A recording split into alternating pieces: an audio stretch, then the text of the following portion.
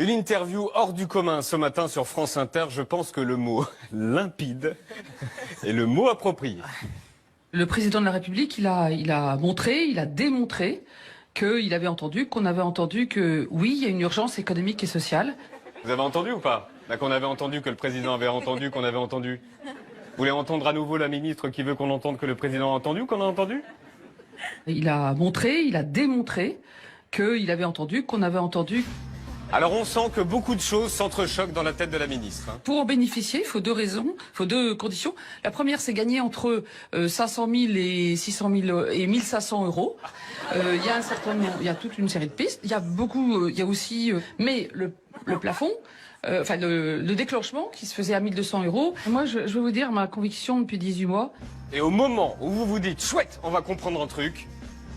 Et c'est vrai sur chaque compartiment de loi, etc. Il faut pas Moi, je crois à l'intelligence des Français. De zezezou. C'est quoi zezezou? C'est comme Schtroumpfé? Et c'est vrai sur chaque compartiment de loi, etc. Elle dit bien zezezou, là, non? Et c'est vrai sur chaque compartiment de loi, etc. Ils ont dû l'aider plusieurs fois. Hein. Donc ça va redonner, je dirais, du souffle. Du souffle. Et... Alors c'est ça, en fait, elle parle en schtroumpf. Dès qu'elle a une hésitation, vous remplacez schtroumpf par schtroumpf ou par schtroumpfé et ça marche. On va schtroumpfer tous les dossiers un par un du jour. Donc 1, l'impôt des entreprises. Ne vous inquiétez pas, vous n'allez rien comprendre. On vérifiera dans un an, dans 2 ans, que tous les patrons payent leurs impôts en France. S'il y a une activité en France qui réside en France, les impôts doivent être payés en France. Et si... Attention, jusque-là on comprend, voici la suite. Et si il y a des profits en France, alors c'est vrai pour les biens, les profits en France, il faudra que l'entreprise paye. Mais pour les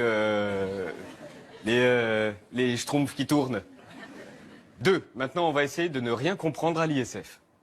L'ISF, par exemple, les entrepreneurs, eh bien, quand vous... je ne le justifie pas. Je trouve ça scandaleux de ne pas payer ses impôts dans le pays. Bon, mais il y en a qui le faisaient parce que s'ils payaient l'ISF et s'ils voulaient transmettre à leurs enfants, eh bien, à ce moment-là, souvent, c'était la zizanie dans les familles, l'entreprise familiale, hein, parce que un reprenait l'entreprise, donc lui, il était exonéré de l'ISF parce que quand c'est l'outil de production, et puis il fallait qu'il dédommage les frères et sœurs. Oui.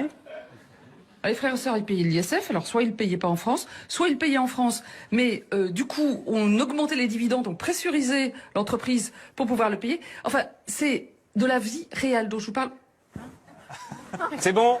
Tout le monde a bien rien compris, on peut continuer. 3, dernier dossier, le SMIC.